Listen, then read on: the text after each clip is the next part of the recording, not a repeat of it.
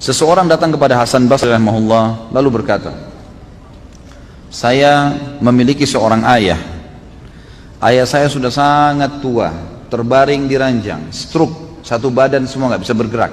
Sampai akhirnya, buang air besar, buang air kecil di atas ranjangnya. Dan saya menampung dengan kedua telapak tangan saya, kencingnya, buang air besarnya. Kemudian saya mencuci tangan saya tanpa merasa jijik sedikit pun. Saya sudah melakukan itu selama 10 tahun. Pertanyaannya, apakah saya sudah membalas jasa ayah saya? Maka jawaban Hasan rahimahullah, belum sama sekali.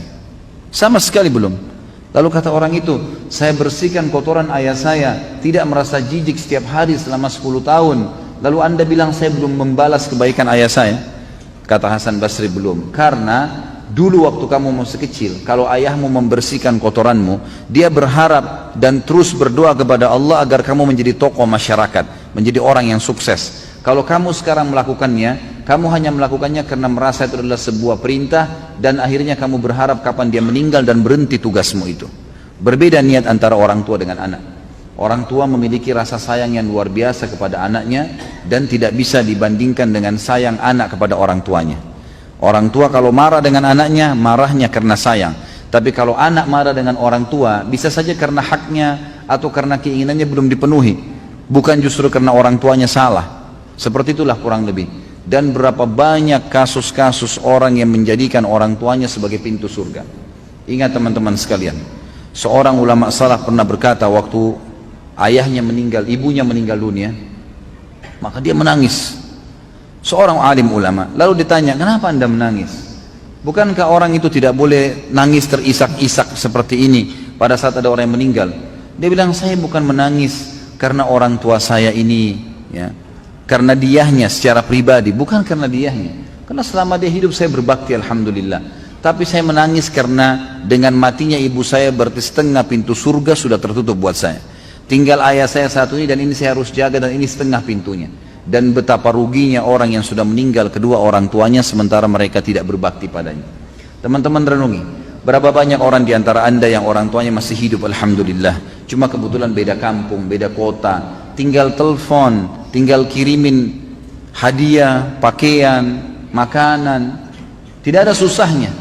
Tapi subhanallah kita tidak lakukan. Kita lakukan kepada teman-teman kita, malah kita lakukan kepada orang-orang yang kita senangi, yang mungkin tetangga, mungkin sahabat dekat, mungkin orang-orang ini hanya sekedar memberikan peluang-peluang kecil dari urusan dunia, dan kita lupakan kepada orang tua kita. Ini satu hal yang luar biasa yang harus kita perbaiki. Seorang anak muda di Jeddah sempat tervonis di pengadilan, akan divonis di pengadilan karena banyak indikasi, bukti-bukti kalau dia berbuat salah, padahal dia terzalimi.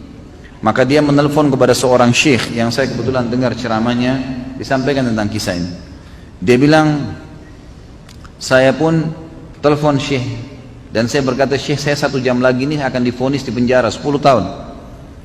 Ini luar biasa, dan saya tidak punya bukti. Saya harus lakukan apa nih?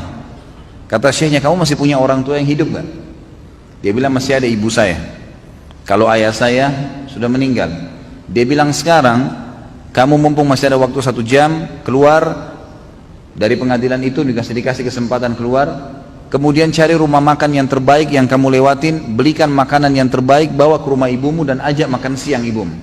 Kata anak muda itu, syekh, saya sedang akan divonis di penjara, mana ada waktu saya duduk makan dengan ibu saya. Dia bilang, coba lakukan, niatkan murni, tulus karena ingin bakti dengan orang tua.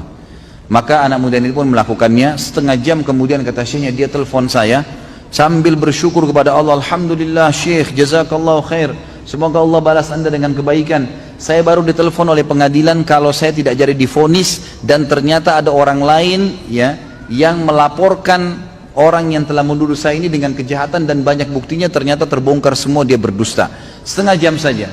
Kata syekhnya, kira-kira menurut kamu apa sebabnya? Dia bilang, syekh, demi Allah, semenjak saya masuk ke rumah ibu saya dan saya bawakan makanan, ibu saya sambil menangis gembira karena saya berikan makanan. Kemudian dia bilang, mendoakan saya, nak, semoga urusanmu mudah. Padahal ibu saya nggak tahu masalah saya. Semoga urusan mudah, semoga kau panjang umur, semoga kau begini. Selama setengah jam saya didoain terus sama ibu saya, dan saya merasa doa ibu saya lah yang membuat akhirnya saya selamat. Kata syekhnya, begitulah orang berbakti dengan orang tua.